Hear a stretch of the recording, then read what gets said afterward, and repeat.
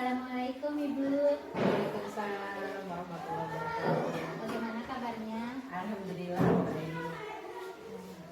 Saya ini ada sedikit pertanyaan Bu. Kira-kira ada waktunya Bu? Boleh, silakan. Tentang dilema etika dan rujukan moral ini. Saya yang pertama, selama ini bagaimana Ibu dapat mengidentifikasi kasus-kasus yang berhubungan dengan dilema etika atau rujukan moral? Baik, bagus ya. Jadi selama ini memang masalah seperti dilema etika, etika moral hampir sangat sering terjadi di aktivitas kita, di kehidupan kita sehari-hari. Tidak hanya di sekolah, di rumah juga kita mengalami. Tapi kalau di sekolah, gimana ya?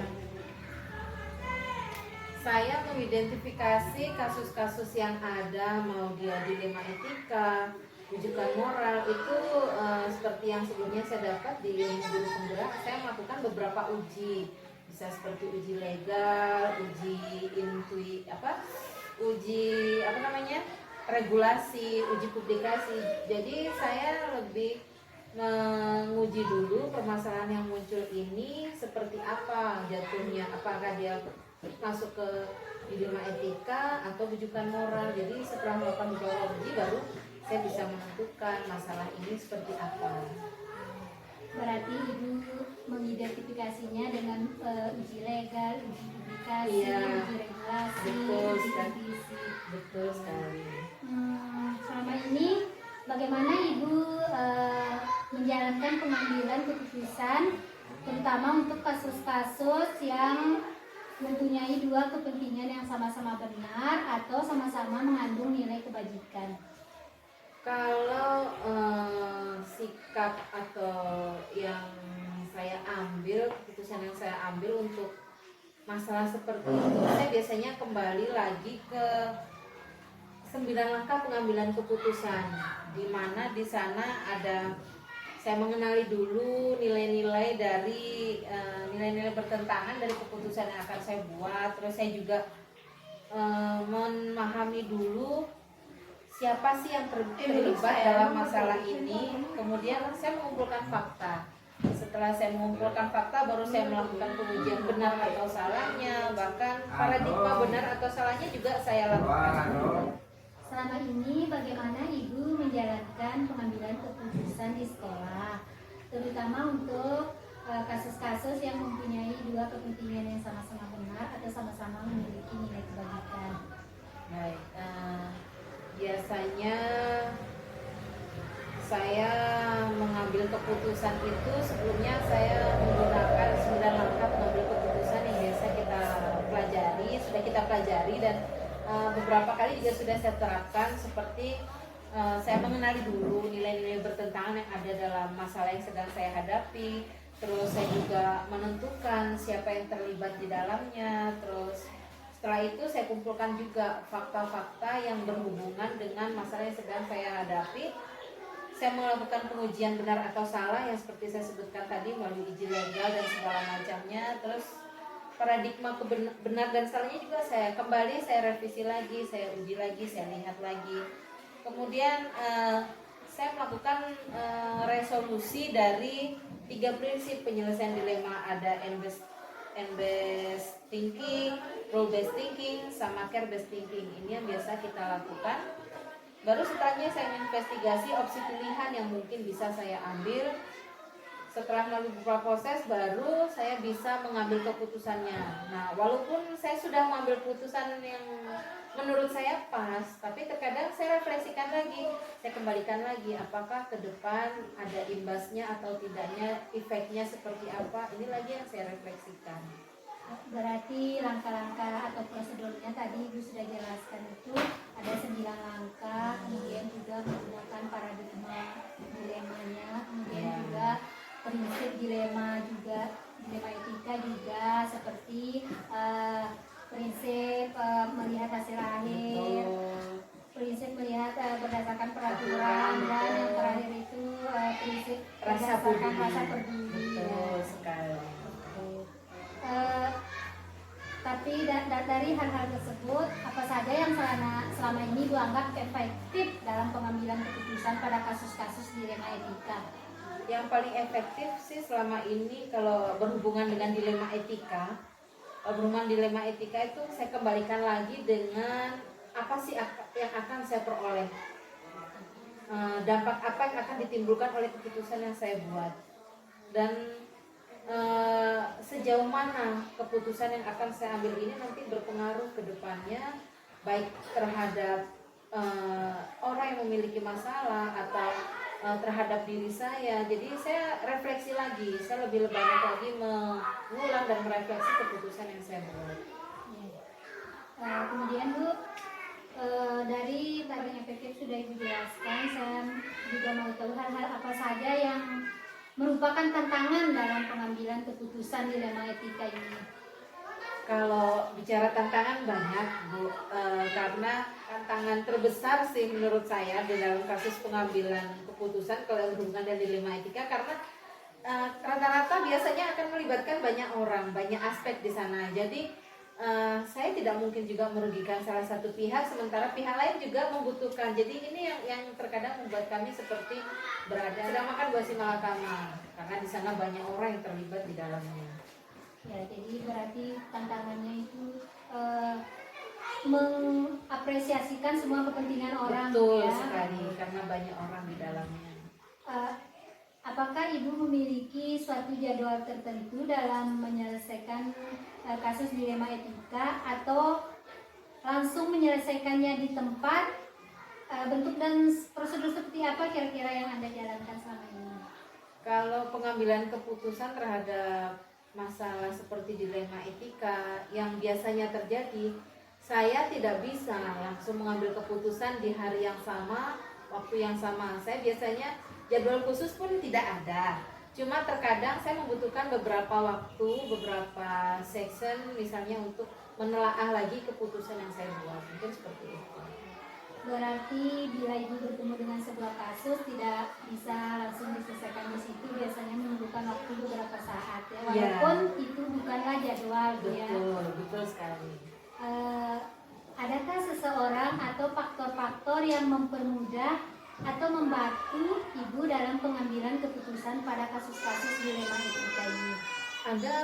Kalau dalam pengambilan keputusan dilema etika biasanya saya membutuhkan pemikiran, membutuhkan istilahnya kritik dan saran dari pihak lain yang saya bisa jadikan sebagai pembanding dalam pengambilan keputusan. Karena menurut saya sehebat apapun saya, tanpa saya bekerja sama dengan orang lain ataupun saya menerima saran mereka, mungkin saja nanti saran mereka bisa bermanfaat bagi saya, bisa menjadi pembanding lah dalam keputusan yang akan saya ambil. Berarti Ibu juga tetap meminta saran kritik dari orang lain, pihak-pihak yang berhubungan dengan masalah yang dihadapi ya. Dari semua hal yang telah Ibu sampaikan tadi, pembelajaran apa yang bisa Ibu petik dari pengalaman Ibu mengambil keputusan dalam kasus dilema etika ini? Pelajaran yang bisa saya petik dalam pengambilan keputusan selama ini, kita tidak bisa mengambil keputusan dengan terburu-buru, dengan hawa nafsu. Dalam artian hawa nafsunya itu dalam keadaan marah atau kita sedang labil. Pengambilan keputusan yang benar itu menurut saya sendiri adalah keputusan yang diambil ketika kita merasa tenang, merasa siap, dan kita sudah mempertimbangkan semua konsekuensi dan resiko serta dampak yang akan terjadi setelah keputusan yang akan kita ambil ini. Ini sih menurut saya yang paling sering dan paling pas. Berarti selama ini Ibu mendapatkan banyak pembelajaran ya dari kasus-kasus yang ada di sekolah ini. Ya, benar sekali. Baiklah Bu, terima kasih sudah meluangkan waktu untuk saya. Saya juga mendapatkan beberapa pengalaman dari apa yang Ibu sampaikan tadi. Kita bertemu lagi di lain kesempatan Bu ya. Terima kasih. Wassalamualaikum warahmatullahi wabarakatuh. Waalaikumsalam.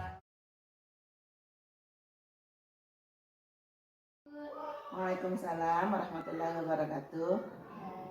Perkenalkan, saya Ibu Kusmiati, SPDSD, calon guru penggerak Angkatan 9.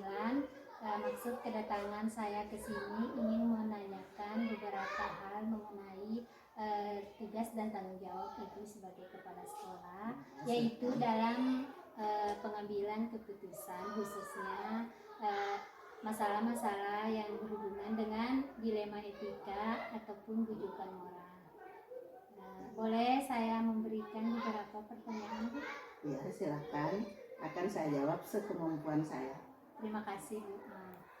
Pertama, selama ini bagaimana Ibu dapat mengidentifikasi kasus-kasus yang berhubungan dengan dilema etika ataupun bujukan moral? Pertama-tama yang saya lakukan adalah untuk mengidentifikasi adalah dengan melihat kasus yang terjadi di sekolah. Biasanya pada kasus dilema etika itu tidak bersinggungan dengan masalah hukum dan keputusannya antara benar dan benar. Sedangkan bujukan moral biasanya berhubungan dengan masalah hukum dan keputusannya antara benar dan salah. Jadi dari yang saya dengar tadi berarti Ibu memisahkannya dengan melihat secara hukum, Bu ya. Kalau dilema etika itu tidak berhubungan dengan hukum biasanya, Bu ya. Tetapi kalau bujukan moral biasanya berhubungan dengan masalah hukum, Bu ya. Selama ini bagaimana Ibu menjalankan pengambilan keputusan di sekolah ini apabila bertemu dengan dua hal yang sama-sama benar ataupun mengandung dua nilai kebajikan yang sama? Kalau terjadi hal yang seperti itu, biasanya saya lebih melihat ke permasalahannya lebih dulu. Nah, siapa yang terlibat di dalamnya? Kemudian baru melakukan pengujian benar dan salah yang menggunakan prinsip-prinsip berpikir, melihat hasil akhir, kemudian bisa berdasarkan peraturan atau berdasarkan rasa peduli, seperti itu. Berarti secara umum Ibu melihatnya dengan menggunakan prinsip-prinsip tadi, Bu ya? Iya. Iya, oke. Selanjutnya langkah-langkah atau prosedur seperti apa yang sudah Ibu jalankan selama ini? Kalau terjadi masalah di sekolah saya tidak langsung mengambil keputusan sendiri. Biasanya saya di sekolah berdiskusi dulu dengan rekan-rekan guru di sekolah. Seandainya dalam pemecahan masalah itu kami belum mendapatkan kata sepakat, mungkin kami bisa berdiskusi dengan komite. Ketika tidak ada kata mufakat dan masalah itu belum terselesaikan, mungkin saya bisa meminta arahan dari atasan langsung seperti Pak Pengawas atau Bapak Korwil, seperti itu. Di dalam penyelesaiannya berarti Ibu berkolaborasi dengan semua pihak-pihak, Bu ya. Jadi tidak serta-merta Ibu sendiri menyelesaikan masalah ini ya. Ya. Kalau tidak bisa diselesaikan sendiri ya, kami mengambil langkah seperti itu di sekolah ini. Ya. Hal-hal apa saja yang Ibu anggap efektif dalam pengambilan keputusan pada kasus-kasus dilema etika? Jika terjadi kasus dilema etika di sekolah, maka dalam pengambilan keputusan itu harus dilihat kasusnya lebih dahulu. Apakah ini berhubungan dengan paradigma yang mana? Yang pertama, antara individu dan kelompok, bisa saja rasa keadilan dan rasa kasihan. Kemudian apakah itu berhubungan dengan kebenaran lawan kesetiaan? Kemudian apakah itu berhubungan dengan jangka panjang atau lawan jangka pendek? Nah, bila sudah kita lihat, maka kita lebih mudah mengambil keputusannya. Tergantung masalah itu berhubungan dengan paradigma yang mana. Selama ini berarti Ibu melihat kasus itu secara paradigma sehingga akan lebih mudah menyelesaikan masalahnya, Bu ya. Hal-hal apa saja yang menjadi tantangan dalam pengambilan keputusan pada kasus-kasus dilema etika?